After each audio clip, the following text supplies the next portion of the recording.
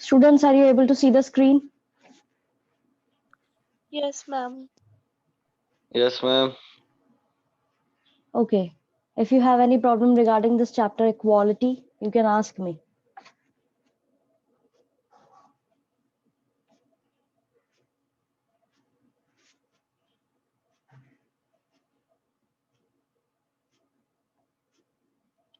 If you have any problem regarding this chapter, you can ask me.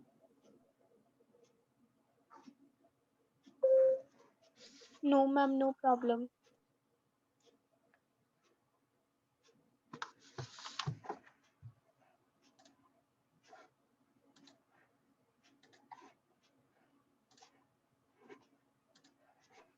No, ma'am.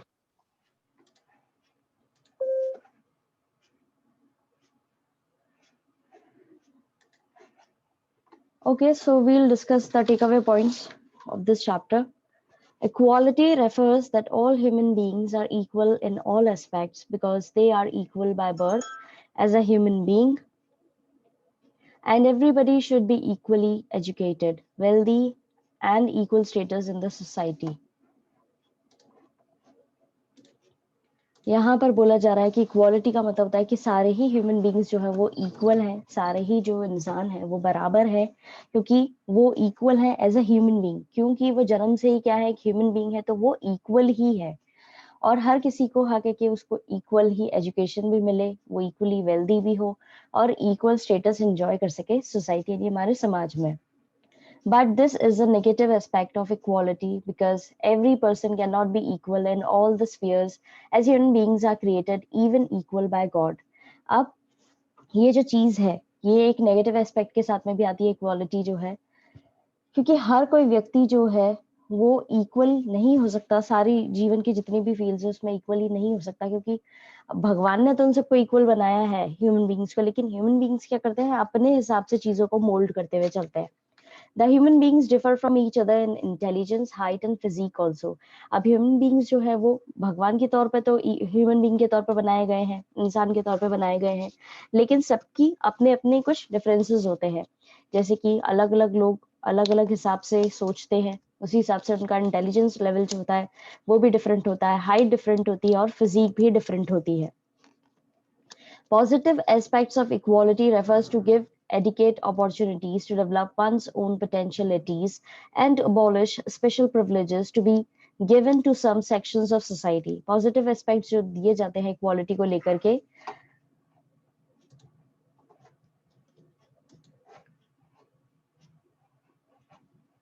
am I audible to you?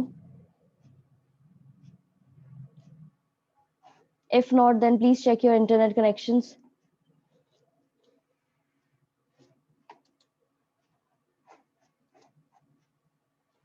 Am I audible to you, students? Yes, ma'am. Okay, तो positive aspects जो है वो ये हैं, यहाँ पर बोले गए हैं positive aspects of equality refers to give adequate opportunities to develop one's own potentialities and to abolish special privileges to be given to some sections of the society. कुछ positive aspects जो दिए गए हैं equality को लेकर के वो यहाँ पे बेसिकली वो मेंशन किए गए हैं कि सबको प्रॉपर अपॉर्चुनिटीज यानी मौके मिलने चाहिए कि खुद की अपनी जो भी पोटेंशियलिटीज है यानी कि अपनी जो भी कैपेसिटी है अपने आप को इम्प्रूव करने की, अपने आप को ग्रो करने की, उसके लिए उसको मौका मिलना चाहिए प्रॉपर। और अगर किसी को स्पेशल प्रिविलेजेस यानी स्पेशल चीज मिल रही है तो उस चीज को पूरी तरह से अबॉलिश यानी हटा देना चाहिए। कुछ सेक्शन जो है सोसाइटी के जिनको ज्यादा प्रिविलेजेस मिलते हैं यानी उनको ज्यादा मौके मिलते हैं, वो चीज हटा करके सबको इक्वल अपॉर्चुनिटीज मिलनी चाहिए, सबको इक्वल मौके मिलने चाहिए कि हर कोई व्यक्ति जो है अपने आप को अच्छे से ग्रो कर सके और डेवलप कर सके। Equality can be classified as natural, social, civil, economic and political. Equality जो है उसको कई तरीके से क्लासिफाई किया गया, अलग अलग तरीकों से बताया गया है, कुछ नेचुरल, कुछ सोशल, सिविल, इकोनॉमिक और पॉलिटिकल, यानी इन सारी फील्ड्स में हमें इक्वालिटी की जरूरत है। Article 14 of the Constitution of India guarantees equality to all the citizens before law and equal protection within India. Article 14 जो है हमारे संविधान का, हमारे देश के संविधान का, वो हमें गारंटी करता है यानी गारंटी देता है कि सारे ही जितने ही नागरिक हैं यहाँ पर उनको सबको इक्वल ट्रीट किया जाएगा, उनको कानून के सामने इक्वल ट्रीट किया जाएगा और साथ ही साथ उनको इक्वली प्रोटेक्ट किया जाएगा इंडिया की बाउंड्रीज के अंदर। Freedom and equality are closely interrelated with each other and work as a basis of democratic setup. Freedom और इक्वालिटी जो है यानी कि आजादी और समानता जो है वो एक दूसरे से काफी इंटर रिलेटेड है, जुड़ी हुई है, और काम भी जो है वो जो हमारा डेमोक्रेसी है हमारे देश के अंदर, उसका जो बेसिक सेटअप है उसके अंदर ये दोनों ही चीजें जो है वो एक दूसरे से जुड़ी हुई हैं और साथ में काम करती हैं। Equality refers to the eligible to enjoy various opportunities provided by the state.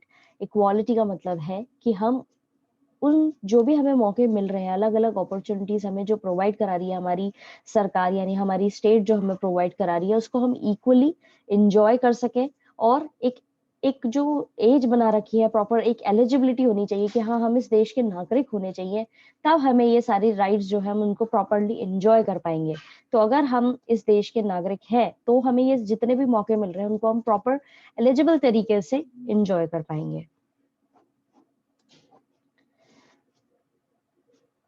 Equality, some inequalities existing in the country are, कुछ inequalities जो हमारे देश के अंदर अभी भी एग्जिस्ट कर रही हैं वो है डिस्पैरिटी ऑफ इनकम, यानी कि सब लोगों की जो सैलरी होती है वो अलग अलग होती है। जेंडर इनइक्वालिटी इन सोसाइटी, हमारी सोसाइटी के अंदर, हमारे समाज के अंदर जो है वो जेंडर इनइक्वालिटी यानी कि लड़का और लड़की के अंदर, लड़का लड़की के अंदर जो है काफी भेदभाव किया जाता है। एग्जिस्टिंग स्लम्स, कुछ जो स्लम एरियाज होते हैं, जो गरीबी तबका होता है, उनके साथ भी इनइक्वालिटी होती है। यानी कि पहले तो, जैसे कि आपको एग्जांपल के तौर पर मैं बताना चाहूंगी कि पहले तो बड़े स्कूलों के अंदर उनको एंट्री भी नहीं दी जाती थी, लेकिन बाद में सरकार ने एक लॉटरी सिस्टम निकाला जिसमें उन्होंने मेंशन किया कि कुछ % सीट्स जो है आपको इन लोगों को भी देनी पड़ेगी, इनके बच्चों को भी एडमिशन लेना पड़ेगा और उनकी फीस जो है वो सरकार काफी हद तक भर देगी और कुछ हिस्सा जो है उसका माफ किया जाएगा। तो इससे ये जो एग्जिस्टिंग स्लम एरिया है उनको इम्प्रूव करने के लिए किया गया है, लेकिन ये अभी भी एग्जिस्ट कर रहा है, यानी कि अभी भी है हमारे इंडियन सोसाइटी के अंदर।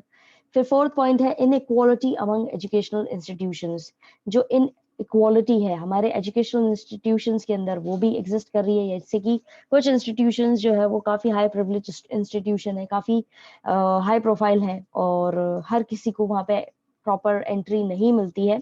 स्लम एरियाज के लिए तो प्रॉपर जो ये गरीब लोग जो होते हैं उनके लिए तो प्रॉपर रिजर्वेशन है, लेकिन जो मिडिल क्लास लोग हैं अगर वो हाई फी पे करें तभी उनको मिलती है।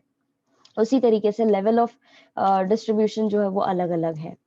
तो इन पॉइंट्स में किसी को कोई भी दिक्कत आई है तो आप लोग अभी पूछ सकते हैं।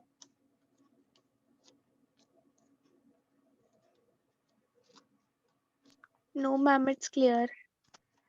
और अगर इस चैप्टर के अंदर किसी को अभी भी कोई दिक्कत है तो आप लोग वो भी पूछ सकते हैं, हम सॉल्व कर देंगे आपकी problem. Equality,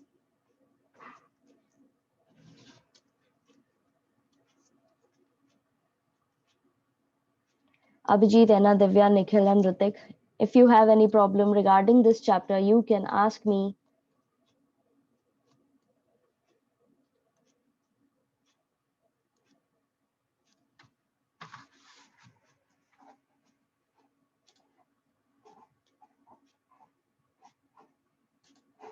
okay, so that's it. आज हमने इसको कंप्लीट कर लिया है और आपको प्रॉब्लम अगर आती है आप आज इसको वापस से घर पे बैठ के पढ़िए।